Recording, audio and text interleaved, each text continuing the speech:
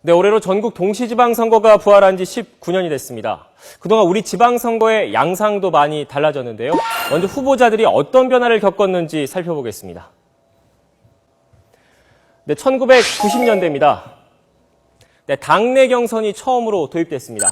하지만 여전히 다 형식적인 경우가 많았고요. 청와대나 당 총재 의중이 담긴 하향식 공천이 줄을 이뤘습니다. 제1회 서울시장 선거에 출마한 정원식 전 총리와 조순 전 서울시장, 그리고 제2회 서울시장 선거에 출마한 고건 전 총리가 대표적 사례입니다. 2000년대 들어서는 이런 양상이 조금 바뀝니다. 지방자치가 자리를 잡으면서 광역단체장의 위상이 높아졌고요.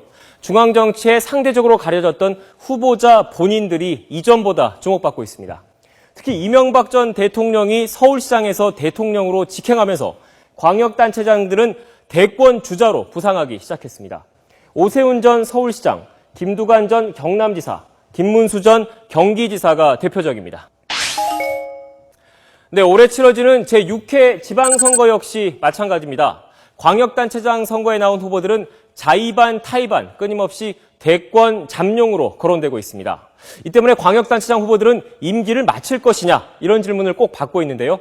3년 뒤죠. 2017년 치러지는 제19대 대통령 선거에 도전하겠느냐 이런 얘기일 겁니다. 후보들 어떤 답변했을까요? 네, 정몽준 후보 임기 중 출마하지 않겠다. 박원순 후보 전임들의 욕심이다. 이처럼 부정적인 견해를 내비친 사람도 있고요. 반대로 노력하겠다.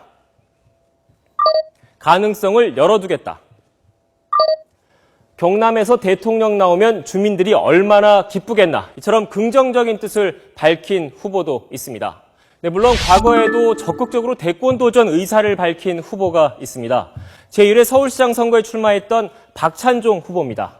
대통령 제목은 시정도 잘할 것이다. 이런 말 이제 공공연한 현실이 됐습니다. 네, 20년 가까운 시간 동안 유권자들도 많이 변했습니다. 가장 큰 변화 바로 나이가 들었다는 점입니다. 표를 한번 보실까요? 네, 4년 전 치러진 지방선거입니다. 20대 이하와 30대, 이른바 2030 세대는 전체 유권자 가운데 41%를 차지했습니다.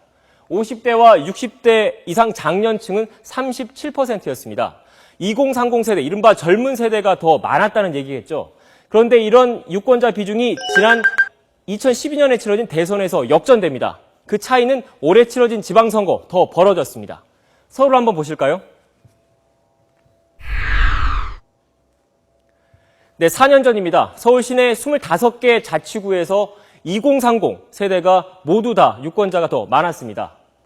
그런데 올해의 경우에는 5060 세대, 이른바 장년층 세대가 25개 자치구 가운데 17곳에서 더 많습니다.